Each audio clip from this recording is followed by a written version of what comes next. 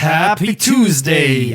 Even though it's a Wednesday. Because we are welcoming you... Into Fabian's body. Too soon. Yeah. Into the studio. To the studio. He's still alive, so... And this is episode 80, I believe. The Into the Studio for episode 80 that you might have listened to yesterday, if you're up to date. And you're listening to this as it comes live and hot off the oven. That's correct. Today's episode is entitled Breaking and Entering. Why?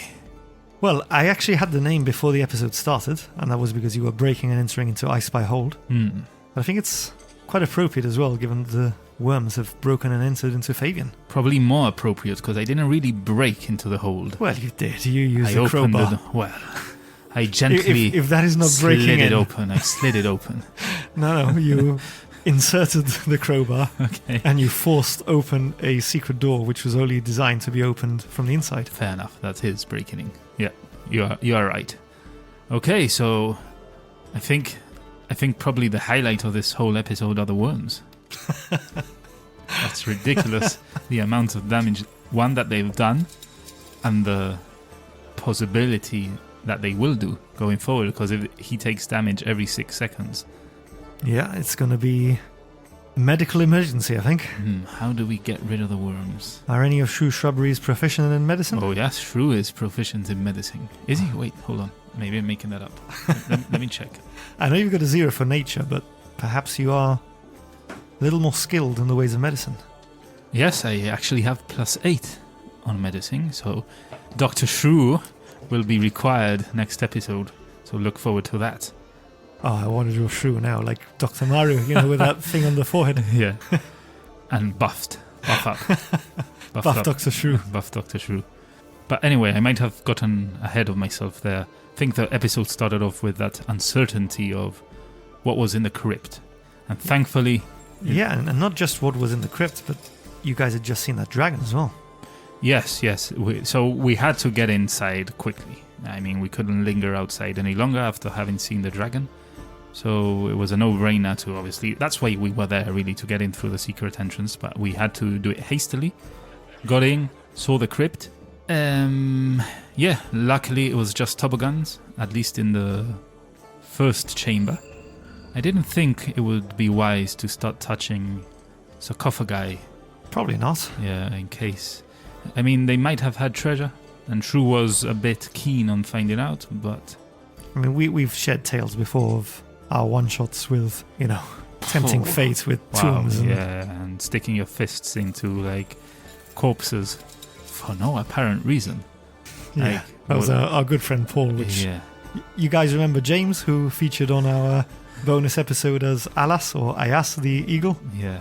It's the first time I've actually had a character death in a game. Yeah.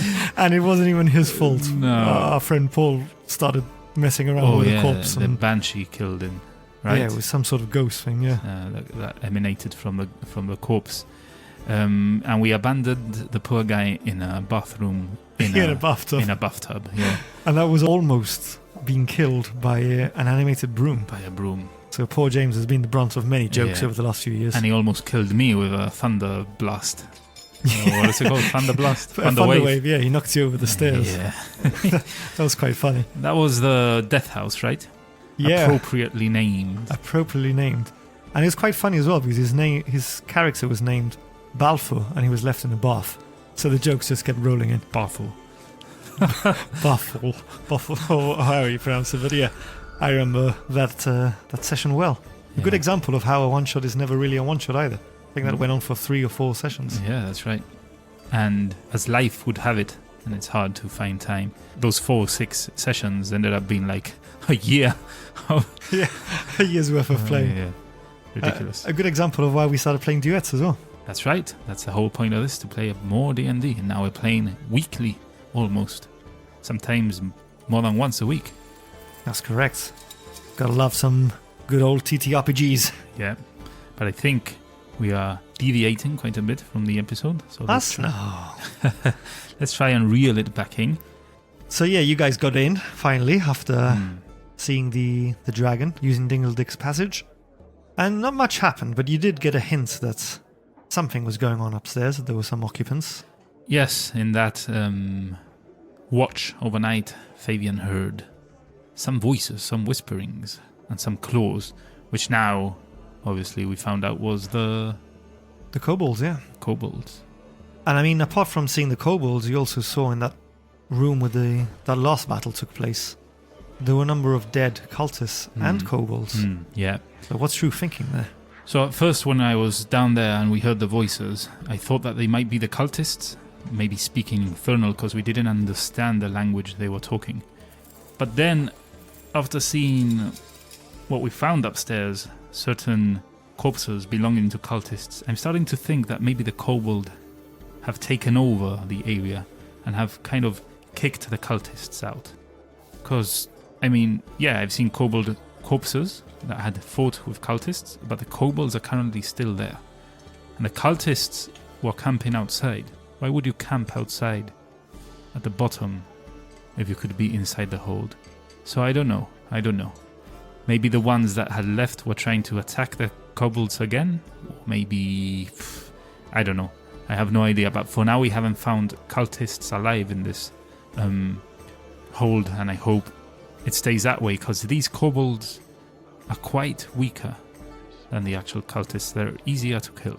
Easy to kill, but quite tricksy from the looks of it. Yeah, if they start throwing worms at everyone, it's going to be a problem. But they are quite easier to kill, and they don't seem to have magic either. Doesn't look like it, but they do have a few tricks up their sleeve. You learned that the hard way with the chest.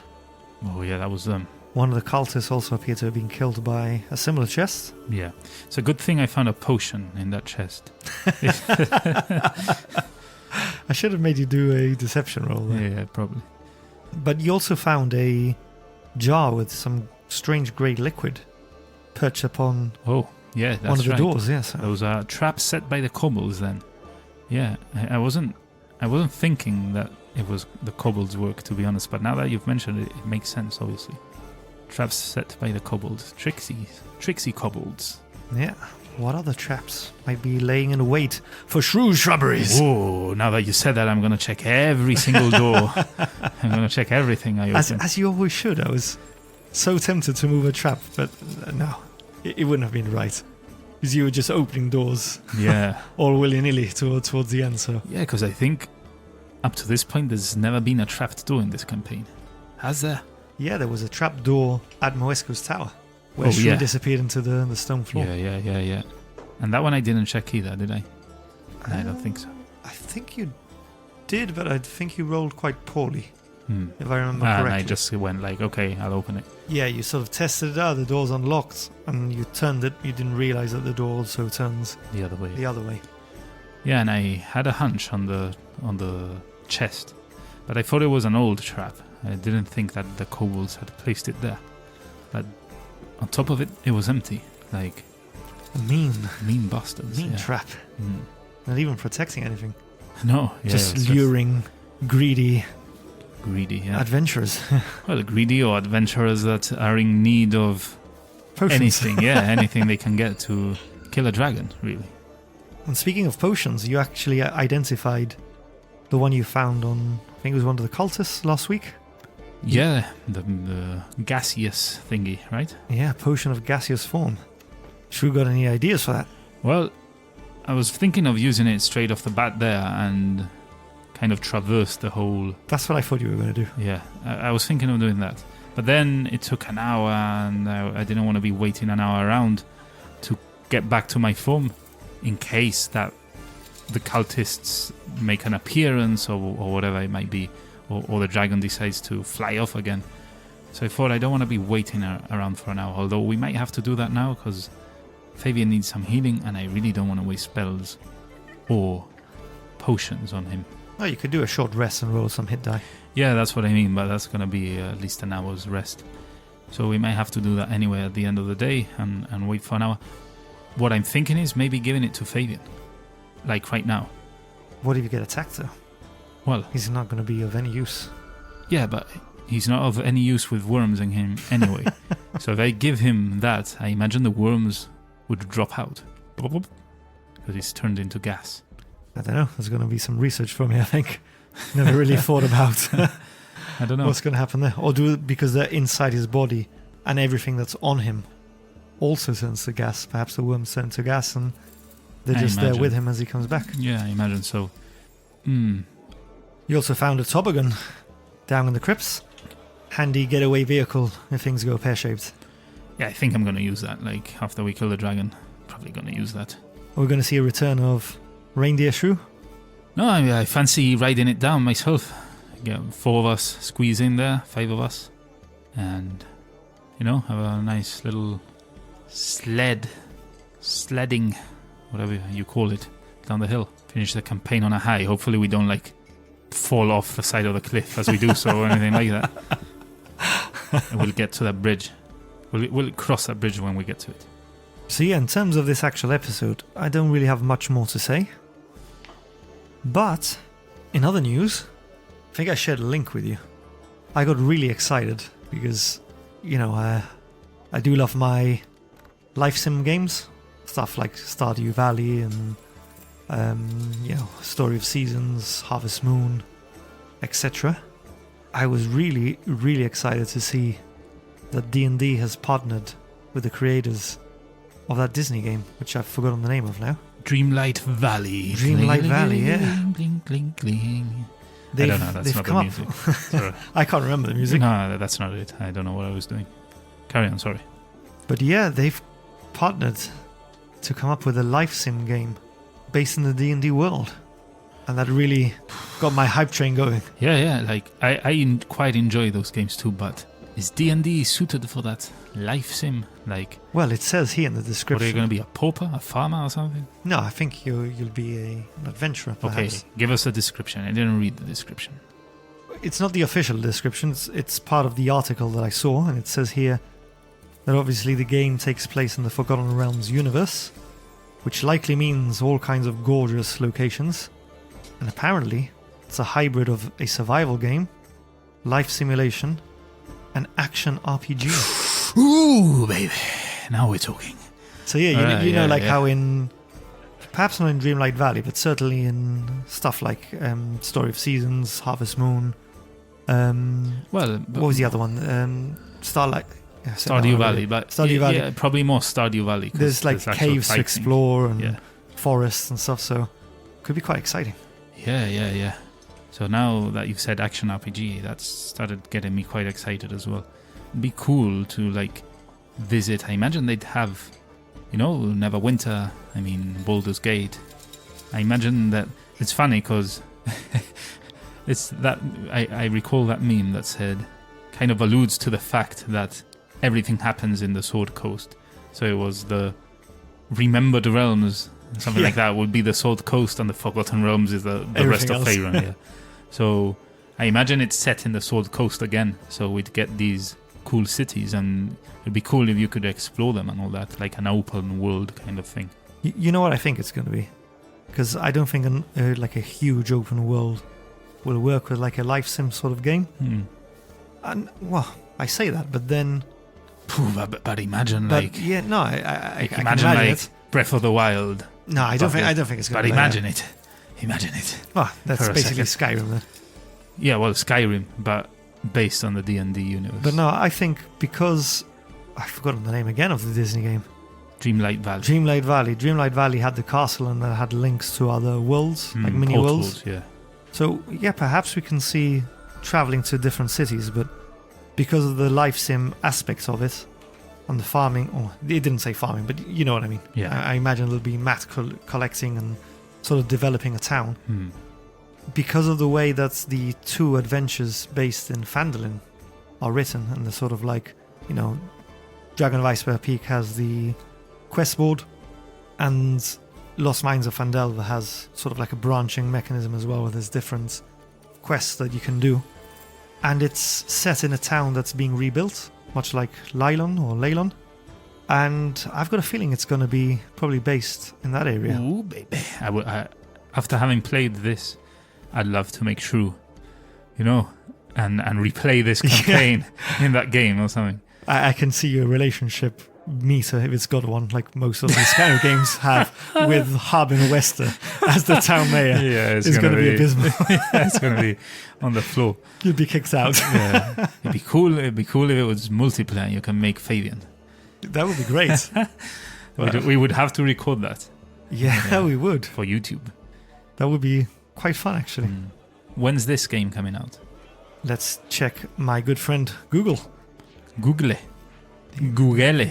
Oh, I'm going to excite you even more here now. Okay. The article says it's not just a survival game, which already excites me because I'm getting Minecraft vibes. Perhaps it's not going to be along that line, but it also says that it promises unique cooperative gameplay. Oh, take my money and my life.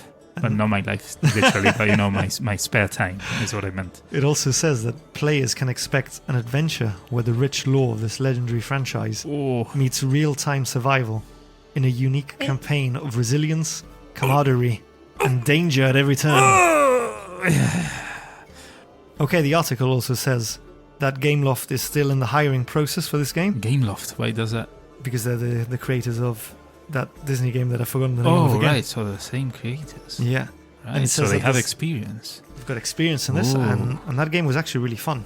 The only thing I didn't like, and I hope that they don't go down that path again, is where they were releasing new worlds, like drip-dropping them. I'd rather just, finish the game and give me the game, and then if you want to create DLC, do it that way. Give it to me, baby. I was expecting you to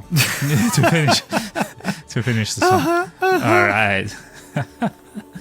But yeah, it says there's no release date as of yet. But keep your eyes out for that. Okay. We'll have to keep. And they seem to be making partnerships with everyone now. They have a Lego thing that came out recently, I think. Oh, that looks amazing. Did you read up on it though? No, I don't read up on anything. I saw the picture and I got excited and I thought... I saw like a video. Yeah, there was like a little video which showed the sort of animated. Yeah. But this epic new set, which on its own, to be honest, had won me over. I've built several of the Minecraft ones now with my daughters, which great fun. They've released Animal Crossing Lego as well, which I'm all over. Can't wait to get some for the girls in air quotes. Yeah, like when you collected the cards. I remember you collected the Animal Crossing cards. Yeah, I wasn't a father yet. That was so. I couldn't pretend that was for the kids. It's true. You didn't have an excuse. It's for my cat. That was for me. Yeah. But I, as I usually do, tickles my fancy, and I thought, what is this? And I clicked on it, and the description said that it includes a one-shot. So I think you build a game with it, and really, it brings a one-shot adventure as well. Oh, and you use like the minis to those are the minis and the maps and everything. Oh, that's brilliant. That's a really good idea, actually. We need to buy it. We definitely need to buy it. When is it out? Soon, I think. But the question is it a one-shot? Well, as we said before, it's never going to be especially if you've got to build a bloody map before each area. And imagine the roleplay with the actual figures that they can articulate and all that. Yeah, and we actually mentioned some time ago saying, perhaps we could use Lego to do maps and buy minis. And look, now we don't have to. There will be an actual proper... We need to buy that. It brings a dungeon and a dragon. It would. It also brings an orc rogue, an elf wizard, a dwarf cleric, and a gnome fighter. Whoa! We see Heracles here. That's right. Heracles, one of my characters in text-to-play adventure that right now Anthony is running. Apologies, Anthony. I haven't been able to join. I'm so far... I'm so... kind of... What's the word? Delayed?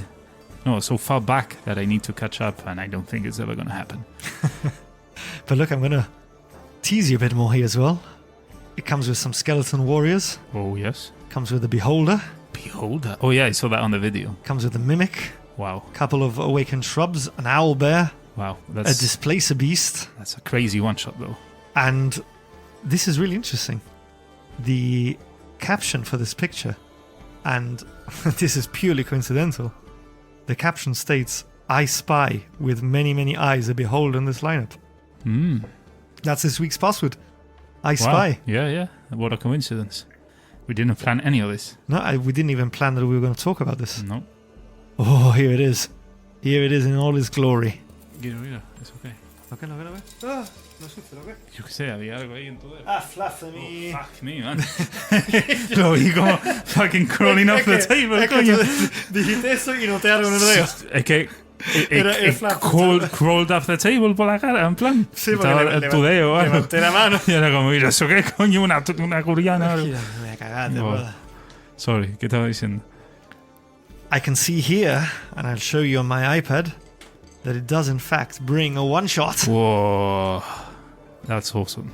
Yeah, we need to buy that. The release date. I'm still not hearing days. Oh yeah, sorry, that's why I opened this. I've got excited by all the pictures. Oh, Come on. 4th of April. Oh, that's like in a week. Yeah, a week or two away. Okay, we need to buy it. And Pre-order. I'm going down to our good friend. Raju. No, Raju. Going down Baiju. to my good friend Beiju at Euphoria, our local game store. Not sponsored by them yet. Not yet. And yeah, let's see if they have it. But we need to record that, right? We need to record. How are we going to do this? Maybe we can have it for YouTube exclusive, and we record it with Yeah, because cameras. we'll have to build it as well. Oh yeah, it's going to take a while though, like to build. Yeah, that will have to be a time lapse. We need to get together with our children.